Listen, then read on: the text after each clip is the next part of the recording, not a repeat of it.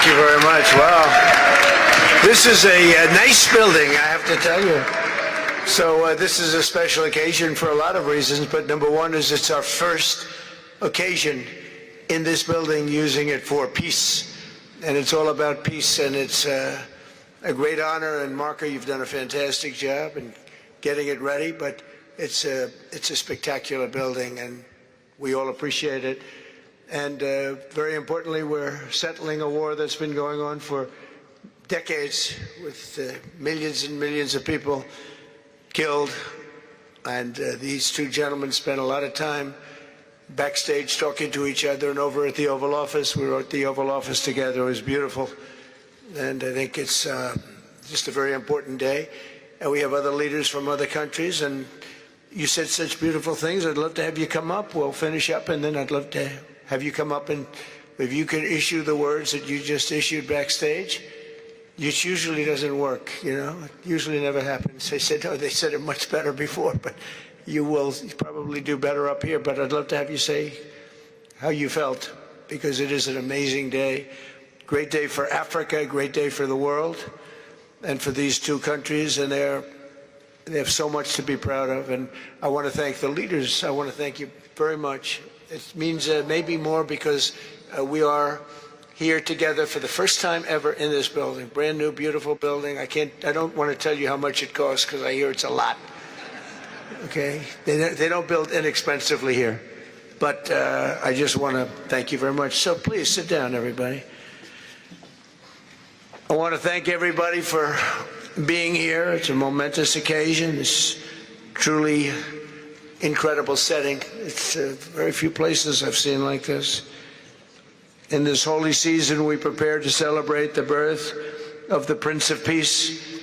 We have come to the U.S. Institute of Peace to sign a historic agreement that will end one of the longest-running conflicts anywhere in the world, with far more than 10 million people killed. Today, we commit to stopping decades of violence and bloodshed, and to begin a new era of harmony and cooperation between the Democratic Republic of the Congo and Rwanda. I want to thank the two courageous leaders. They are courageous leaders. They really are courageous leaders, great people. President Tshisekedi of the Democratic Republic of the Congo, and President Kagame of Rwanda. They are amazing people, and they had stories to tell me that were incredible. Really fascinating in so many different ways. Sad and beautiful, both sad and beautiful, and today makes them beautiful. I've just held really fantastic meetings with both men and representatives of other countries, where we discussed the importance of upholding this new agreement. Very detailed, powerful agreement. I also want to thank several foreign guests and dignitaries in attendance to celebrate this magnificent event, including the President of Angola. Please, would you stand? And so great to see you. Thank you. The President of Burundi. Thank you very much. Great to see you again. The President of Kenya. We have the Olympics here. You know, they do very well in the Olympics, those runners. I don't know what the heck you do with those runners, but they are very good. I've been watching them for a long time. So we have the Olympics coming to the United States. You know that. Thank you very much. And you'll come as our guest. Thank you. And the President of the Council of Ministers of Togo. Thank you. Thank you very much. The Vice President of Uganda. Thank you. It's such a beautiful color. All these guys are wearing these dark suits. You just stand out for a lot of reasons. You're beautiful. The Foreign Ministers of Qatar. Thank you. Thank you very much. Say hello to my friend, a great man. And the United Arab Emirates. Thank you. Thank you. My regards, right? And the chairman of the African Union Commission. who's done a fantastic job, and thank you for all your help. We appreciate all your help. A special group of people.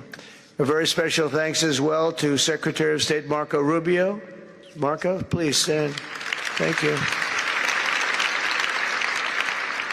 And thank you for putting a certain name in that building. I said, boy, that is beautiful. That blew up last night. They said, that's a great honor. It really is. On this building, it's a great honor. Thank you very much. I assume you had a lot to do with that. Just a little bit. Yeah. Thank you. Appreciate it. And Senior Advisor for Africa, Masad Boulos, who's been fantastic. Thank you, Masad. All of these people, every one of them were indispensable in forging this agreement. Let me also recognize Senators Mike Rounds and Lindsey Graham. Lindsey, thank you. Mike, wherever you may be. Thank you. Thank you, Mike. Representatives Ronnie Jackson. Where's Ronnie? Ronnie is that great guy. He won his race in Texas by 48 points, right, Ronnie? So I don't have to ask if he's in any. I don't even have to endorse him anymore. It doesn't matter. Save the paper, right? Great job. Chris Smith. Chris. Thank you, Chris. Great. Good job. Trent Kelly. Trent. Thank you very much. Thank you. And the acting president of the Institute for Peace, Darren Beatty. Thank you, Darren, very much. Thank you very much, Darren. For more than 30 years, one of the worst conflicts on earth has been raging in eastern Congo. Millions and millions of people have been tragically killed, went on forever, and countless more have been displaced from their homes. Families have been destroyed. It's been a disaster. Many administrations have tried, but probably not too hard, knowing who preceded me. But they tried. It says they've tried. But we tried harder to end this conflict. But they've accomplished, obviously, they accomplished very little because the killing went on at levels that just got worse and worse. And today we're succeeding where so many others have failed. And this has become the 8th war that we've ended in less than 1 year. Such an exciting thing to do. This has been really, because we're talking about 30 years of fighting, 30 years, much more than 10 million lives. Last June, thanks to the efforts of Secretary Rubio and Mr. Boulos, Rwanda and the DRC reached a landmark agreement to move toward peace. They started the process. I met with some of their great representatives who are here also. And we started a great process. The compact we're signing today, which will be known as the Washington Accords, everybody sort of liked that name, formalizes the terms agreed to in June, including a permanent ceasefire, the disarmament of non-state forces, provisions for refugees to return to their homes, and justice and accountability for those who have committed illegal atrocities. Very importantly, this agreement also creates a new framework for economic prosperity. There's tremendous wealth in that beautiful earth. It's beautiful earth. But it was stained badly with blood, tremendous amounts of blood. But in the region that will support a lasting peace, and the Democratic Republic of the Congo and Rwanda have agreed to more closely integrate their economies with each other rather than fighting, and they'll be doing that. And these two gentlemen are very smart, and I think they liked each other a lot. I spent time with them. I think they like some people may be surprised. I really do. I think they've spent a lot of time killing each other, and now they're going to spend a lot of time hugging, holding hands, and taking advantage of the United States of America economically like every other country does. So they're going to do very well. But they do have some very valuable things. They're going to have a lot of money and a lot of success, and I think they're going to get along really well, so I hope so. Thank you very much. Look at them. Look at the way they love each other. Thank you. So I have a lot of confidence in both leaders. We'll keep these commitments. I know they're going to keep them and follow through on the agreement and create a much brighter future for the people of their countries. And they're heroes within their countries because of today. And this is a big story. And So much is being written and said. All of the newscasts have it at the top of the list. And they are heroes, and we want to keep it that way. Today, the United States is also signing our own bilateral agreements with the Congo and Rwanda that will unlock new opportunities for the United States to access critical minerals and provide economic benefits for everybody. And we'll be involved. We're sending some of our biggest and greatest companies over to the two countries, and we're going to take out some of the rare earth and take out some of the assets and pay, and everybody's going to make a lot of money. These are just two of the many new agreements related to mineral supplies that my administration has achieved this year, including with Australia, Japan, Kazakhstan, Malaysia, South Korea, and many other countries. With all of these agreements, we're forging new economic security partnerships that protect the interests of America and our friends and partners, and a core feature of my administration's national security strategy, a big part of which is the tariffs. We're taking in trillions of dollars in tariffs. Nobody's ever seen anything like it, and it's given us really great national security. We'll be paying down debt. We'll be making distributions to people. And we're really doing a job. It's amazing. I was with a gentleman, the future king of Saudi Arabia, and you've heard me say this a couple of times, but 2 months ago when I was over there, he said, and actually Qatar is represented today, and UAE is represented, and your leader said the exact same thing, different words, but the exact same thing, that 1 year ago, they thought our country was dead, and now our country is the hottest country anywhere in the world. We're the hottest country anywhere in the world. Nobody's ever seen anything like it. We have over $18 trillion, that's just in 10 months, pledged or being invested or pledged to be invested in the United States. Think of that, 18 trillion. The highest amount we've ever had is 1.5. Under the Biden administration, they did much less than 1 in 4 years. Think of that. So they did less than 1 trillion in 4 years. We have 18 trillion in 10 months. It's going to be much more than that, too. No other country in history has ever been close, no matter what country you pick. So I want to thank you again, everybody, for your great vision. And I want to thank the people, especially the people that we named. Some of the others that unfortunately we didn't name, we just couldn't do that. But for your vision and for your courage, because it's made it possible to begin healing old wounds and transcending past differences and creating a future where every child of God can live in dignity, prosperity, and peace. And these are two very good men, and they're two potentially very strong countries. I'd like to now invite President Kagame to come up and say a few words. It's Rwanda.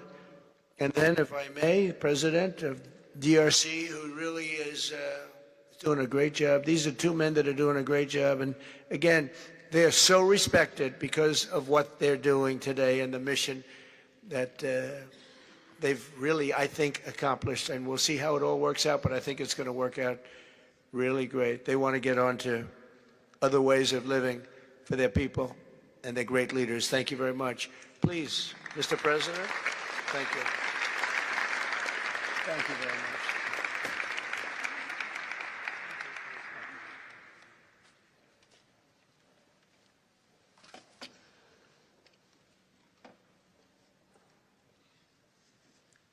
Excellency Donald Trump, President of the United States of America, Excellencies, heads of state and government and former heads of state, distinguished ladies and gentlemen,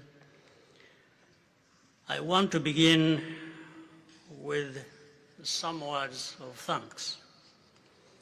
First, to my fellow heads of state and government from Africa, your presence here confirms that these efforts enjoy the broad support necessary to succeed. I also thank Minister of State Kulaifi, representing His Highness Sheikh Tamim bin Hamad of Qatar. The role of Qatar has been absolutely central in getting us to this point. But of course, the biggest vote of thanks goes to President Donald Trump. No one was asking President Trump to take up this task. Our region is far from the headlines. But when the President saw the opportunity to contribute to peace, he immediately took it. This conflict has lasted for 30 years. We have seen countless mediations and efforts, but none has succeeded in resolving the underlying issues. President Trump introduced a new and effective dynamism that created the space for breakthroughs. His approach is even-handed, never taking sides. He orients us toward the future, not the past, emphasizing that the dividend of peace is prosperity and investment, including from the United States. More importantly, President Trump's approach is pragmatic. The process has not become an end in itself. All of these elements filter down to his dedicated team, and here I want to single out Secretary Rubio and Masad Boulos for special appreciation. We would not be here today without their efforts.